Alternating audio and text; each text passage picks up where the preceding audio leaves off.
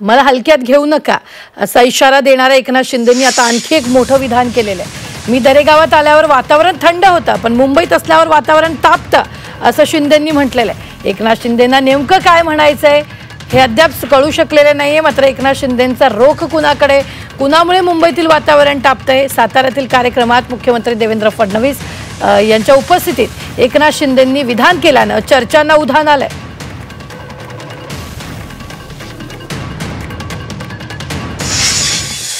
मगाशी रामभाऊनी सांगितलं, महाबळेश्वर म्हटलं की टेम्परेचर खाली येतं, तिकडून ते आले तेव्हा टेम्परेचर वर होतं, महाबळेश्वर आलं की खाली जातं, आणि हीच तर खासियत आहे।